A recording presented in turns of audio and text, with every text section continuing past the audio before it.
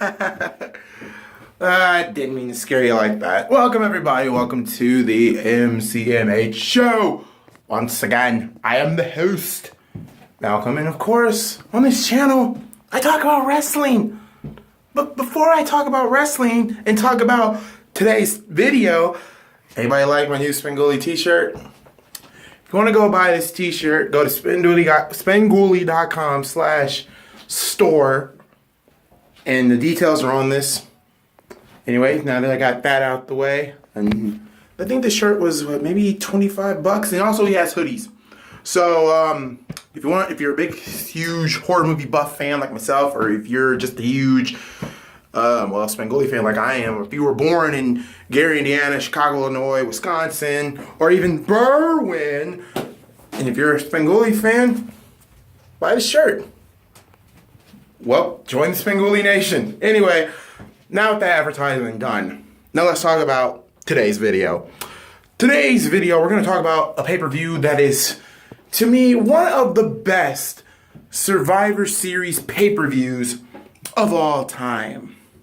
And that, ladies and gentlemen, is Survivor Series 2002. This event took place at Madison Square Garden. And you had the first ever brand split. But also, this was also the debut of Raw's version. Well, not Raw. Well, it was technically part of Raw until WWE ruined it. And it was also paid witness to most WWE fans, the first ever Elimination Chamber match. You had 6 competitors are going to be in this chamber, and it was for the World Heavyweight Championship. And you also had, making his second match ever since since 1998, he's now coming back for his second match, and that is the Heartbreak Kid, Shawn Michaels. This was his second match in 2002. His first match was at SummerSlam his first return match was at SummerSlam in an unsanctioned match against Triple H. And I'll get to that story in a little bit. Also, that was on the Raw side. But on the SmackDown side, you had The Big Show versus Brock Lesnar for the WWE Championship. You also had an amazing triple threat tag team elimination match for the WWE Tag Team titles. Also on Raw, can Raw top more? Yes, they could. Yes, they can. For the first time, and I believe, to me, a women's hardcore match for the women's title. You have Victoria versus Trish, and also we also get from SmackDown, the Cruiserweight title was also on the line in this pay-per-view. Billy Kidman versus Jamie Noble, and also let's talk about the first match on the card. Let's talk about the 6-man elimination table match. We had 3-minute warning. This is of Rico, Jamal, and Rosie against the Dudleys. Well, actually, yeah, the Dudley boys. No, not Bubba Ray and Devon. Because at the brand split, Bubba and Spike stayed on Raw. Devon went to SmackDown. So it was Bubba and Spike and Jeff Hardy. So, let's start off with that review and the match. It was an elimination table match. The story was, I guess, 3-minute warning, attack the Dudleys, and they attacked Jeff Hardy, and I guess the Hardys and the Dudleys challenged them to a table match. What a great way to start off the show. First person eliminated Spike. Spike gets eliminated face first, and I mean face first flapjack through the table. Second person eliminated, MVP of that match, Jeff Hardy. Jeff Hardy did a swanton bomb out from the crowd and landed on, I believe it was Rosie. I believe it was Rosie he landed on with the I believe it was Rosie. He caught with the swanton bomb through the table onto the barricade. Swanton bomb to the barricade. Then you also had the most funniest botch in this match. Rico's trying to, like, he's about to do a moonsault and put Bubba Ray through a table.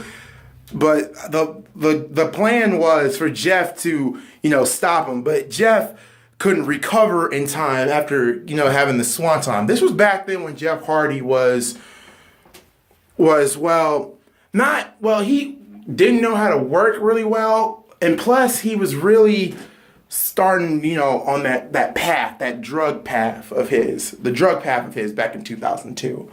So you have Rico up there, standing on there, losing his balance, because he's not used to being up there. And then you just hear him say, "Come on, Jeff, God damn it!" So here comes Jeff. He makes it, but it was still funny. The crowd was laughing. Everybody was laughing. Jeff Hardy gets eliminated. He gets splashed through a table by Jamal. And then Jamal got eliminated, but a powerbomb through Bubba Ray powerbomb Jamal through a table. So now it's Rico and Bubba Ray Dudley that's left. Whoever wins get to, win the table match. But here comes Jamal and Rosie. They're triple teaming Bubba Ray Dudley, but out of nowhere, shock. Here comes Devon Dudley back in his Dudley Boy gear, and they just clean house. They throw Jamal and Rosie out, and then they 3D Rico, and it was the return of the Dudleys. That could not went perfect. That was perfect because number one, ECW, the Dudleys, New York City, Philly, they had the biggest pop. That was a big pop. And also, since Devon was on SmackDown, I was like, wait a minute, why is Devon helping out Bubba Ray? But then I realized Devon got traded. So the Dudley boys reunited at this pay-per-view. And it was pretty cool, too, to see. Then, next, we get a live concert performance by Saliva singing Always. And that song is so freaking awesome. Just look at it. Just look that song up. Saliva's Always. Next, we get the Cruiserweight Championship match. Jamie Noble versus Billy Kidman.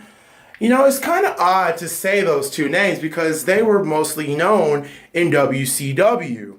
And for them to be in a WWE environment like this, especially on one of WWE's biggest pay-per-views, and the title's on the line. So, and this match was a really good match. Really good match. Jamie Noble was the Cruiserweight champion, and he won it at King of the Ring. He beat the Hurricane, and he had a good, lengthy title run. And I believe that this was the pay-per-view to, let him drop the belt. And Billy Kidman was on a roll in WWE. He was on a roll.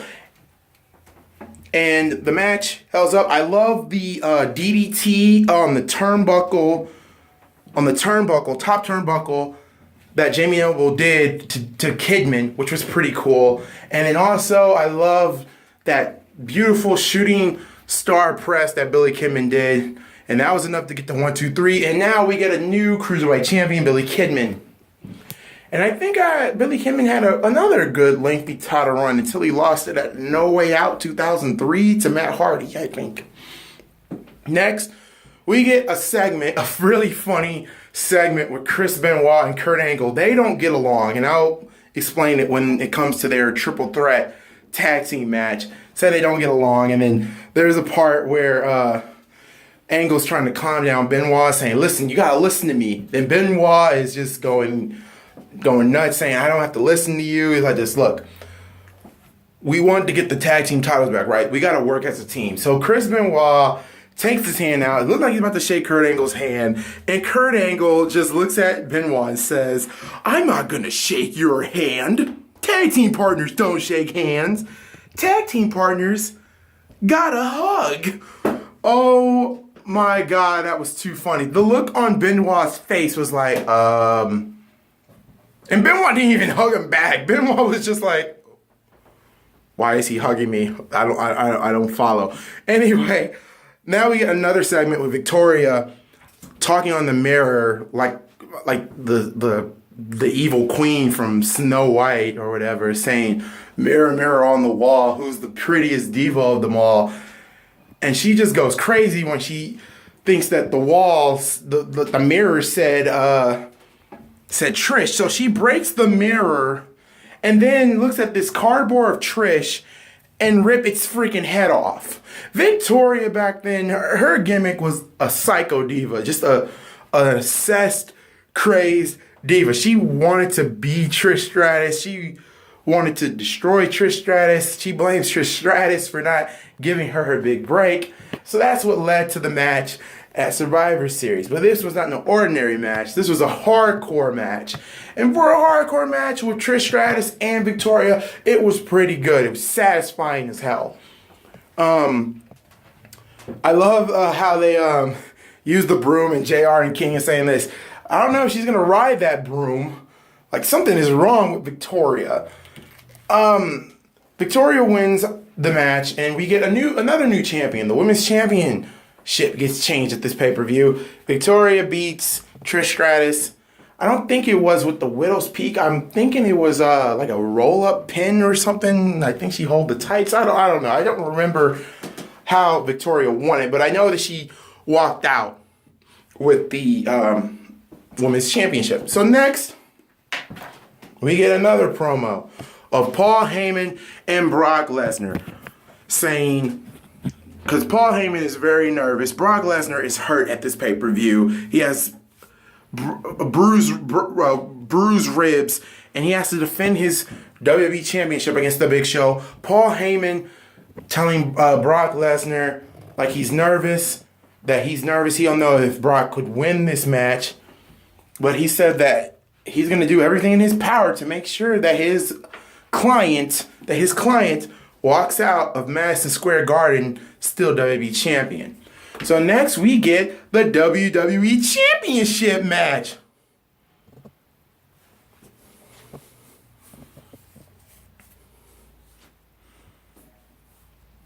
We get the WWE Championship match this early in this pay-per-view? Wait a minute. I think I missed something here on my notes. Let's see. No. Okay, so the last two matches, the Elimination Chamber. Okay, that's the main event, obviously, and the Triple Threat.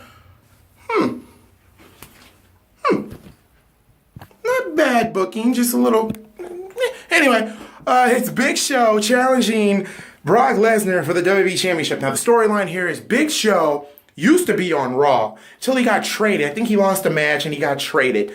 And his first night on SmackDown, I think it was after No Mercy, The Undertaker, he's telling the fans, like giving respect to Brock Lesnar and saying that he went through so much hell, and then Big Show just comes out and just basically lifts The Undertaker and throws him off the stage. And then Big Show attacks Brock Lesnar. And then Paul Heyman is worried because Brock Lesnar's not 100%, and also saying that Brock Lesnar can't suplex the Big Show. He can't manhandle the Big Show. He can't F5 the Big Show, and he can't beat the Big Show.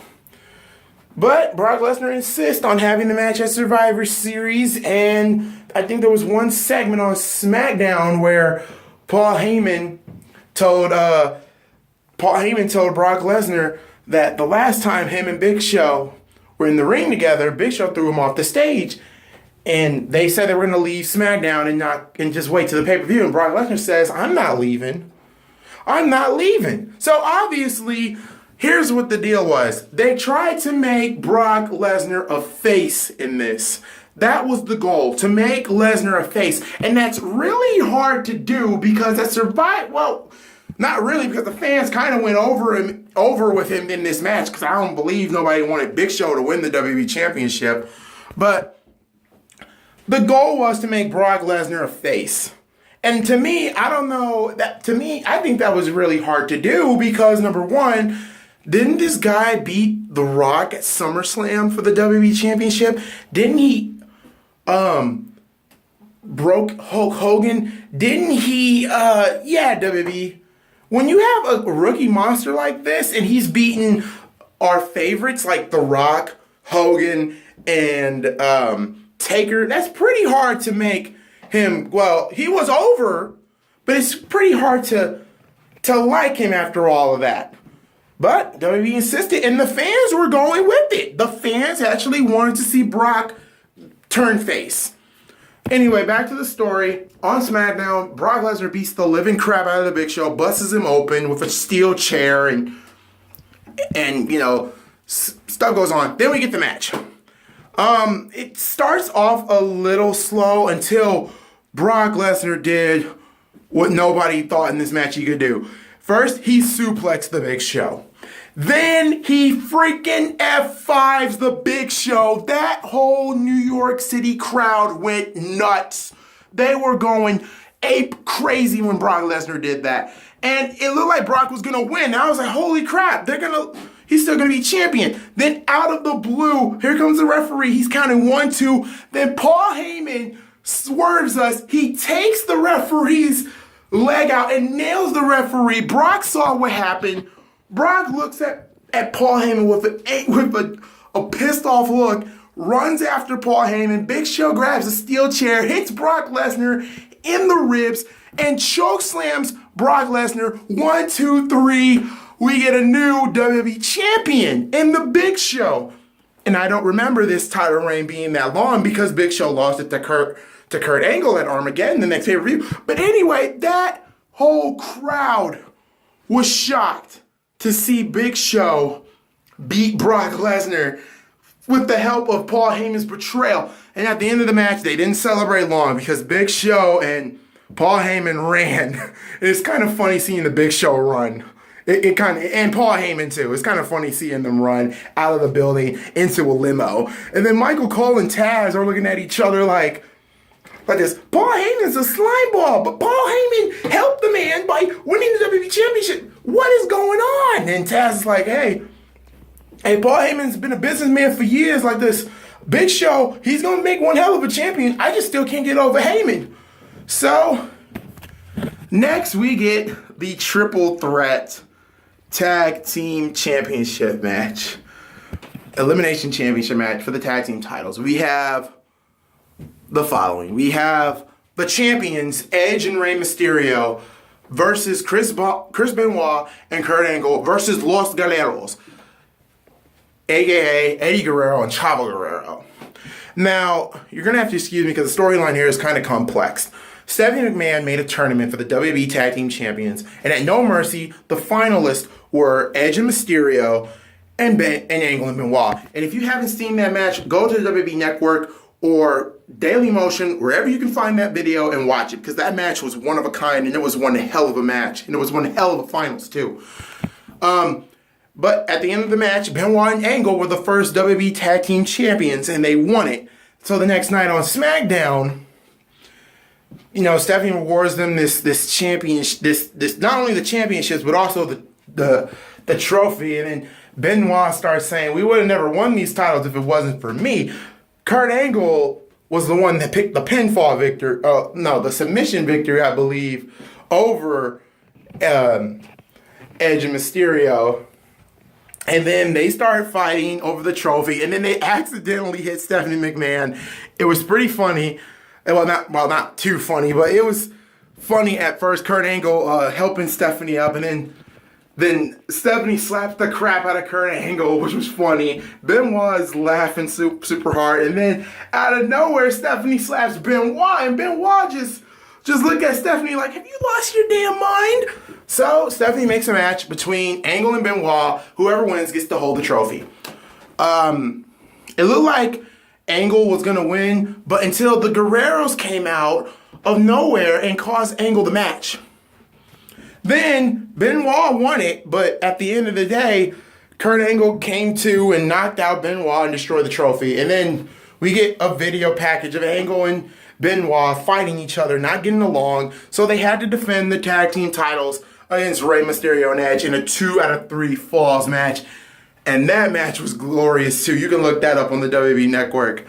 And Edge and Mysterio won it. So Stephanie McMahon decides to make a triple threat tag team match for the WWE Tag Team titles. Elimination style, mind you. It's Benoit and Angle versus the Guerreros versus the new champions of Edge and Rey Mysterio. Okay, the story may be a little bit complex, but here's where the complex part comes.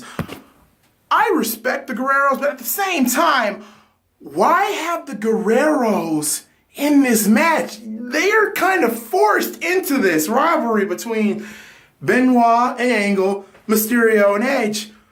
I don't know, but hey, it still made a hell of a match because the match was a phenomenal match. It was, I believe, to me, match of the night. Match of the night.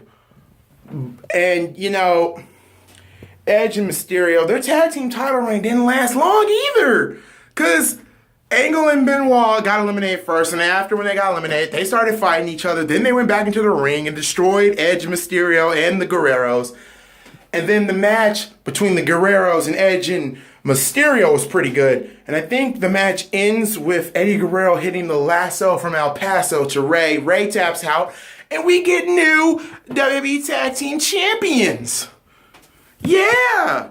So the Guerreros, who are forced into this rivalry, wins the tag team titles. So it's like hot potato with the WWE Tag Team titles like they're doing now with the Intercontinental and the Women's Champion on Raw. And SmackDown with the Intercontinental Championship. Either way, the match was pretty good. I liked it. I enjoyed it. And I said it was match of the night. It was a good match. I just wish that Edge and Mysterio would have won this match because they just won the damn tag team titles. They just won the damn belts. Why make them lose it at Survivor Series? So, after when that's said and done, another segment, in-ring segment, we have Christopher Nowinski. If you remember Christopher Nowinski, saying that everybody in New York is stupid. And then here comes Matt Hardy. And if you remember Matt Hardy version 1, you remember that little computer thing like Matt loves drinking chocolate milk or something like that. And he just goes to Christopher Nowinski and say, look, like New Yorkers are not stupid. They are losers. So they start arguing back. And they said, no, Matt comes up with this. They're losers and they're stupid. They're looped. So, even though this was kind of a waste of time, but then we get the debut of Scott Steiner. Scott Steiner makes an appearance at this pay-per-view, and he just beats the crap out of Matt Hardy and Christopher Nowinski. And I think this was at the pay-per-view. He was supposed to decide on which brand he was going to be on, either Raw or SmackDown. He doesn't say, and he said this, Big Papa Pump is your hookup. Holler if you hear me. I'm like, okay. So anyway, I remember Scott Steiner's run.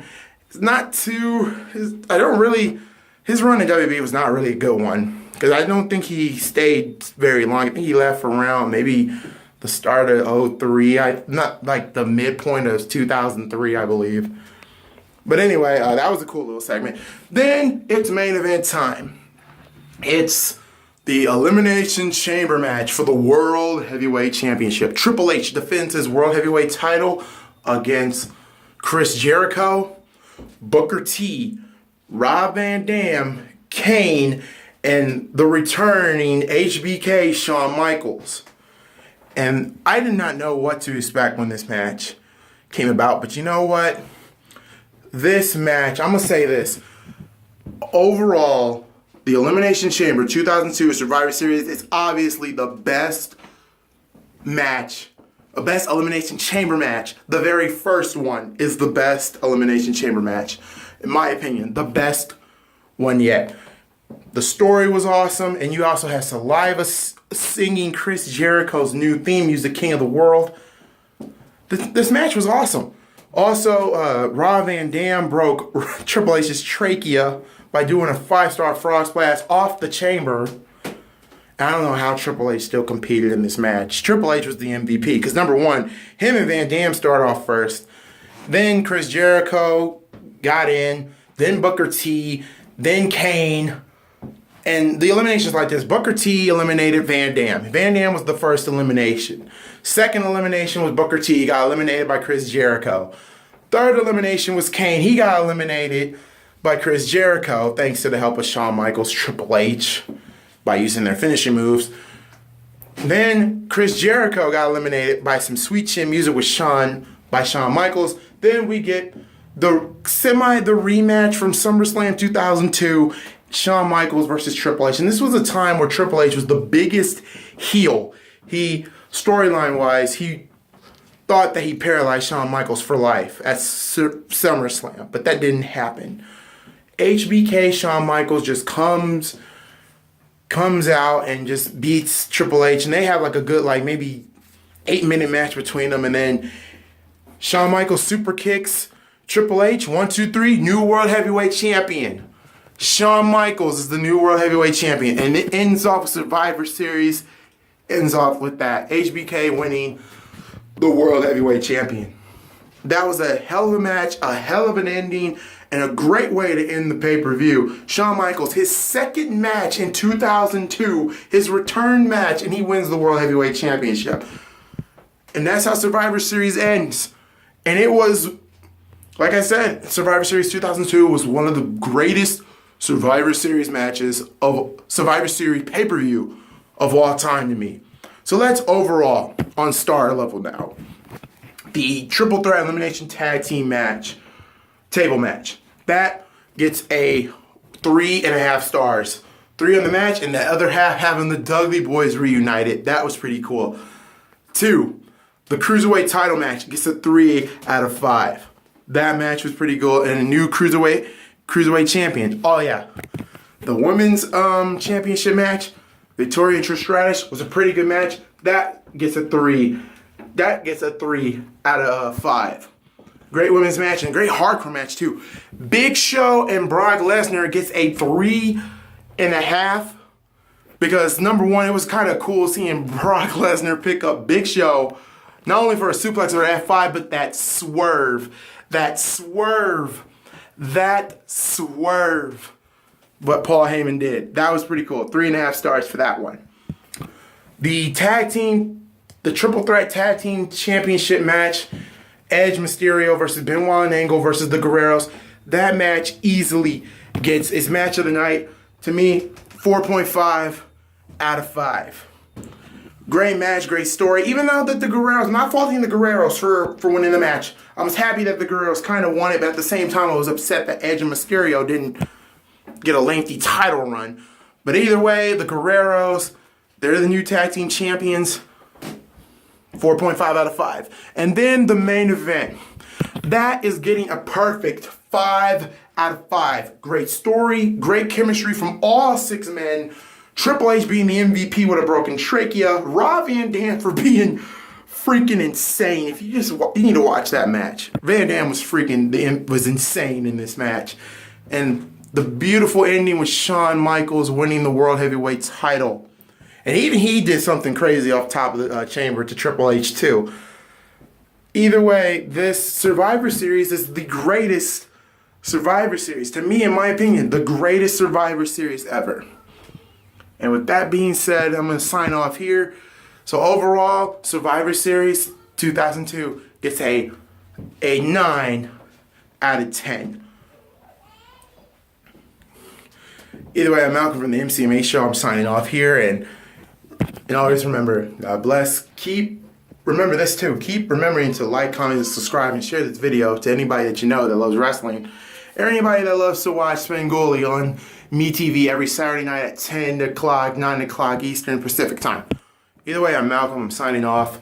God bless. Please remember to like, comment, and subscribe. And I'll be seeing you the next time on, like I said, Tables, Ladders, and Chairs, the reaction and my predictions at the end of the pay-per-view. Did I get them right? Did I get them wrong? You just find out.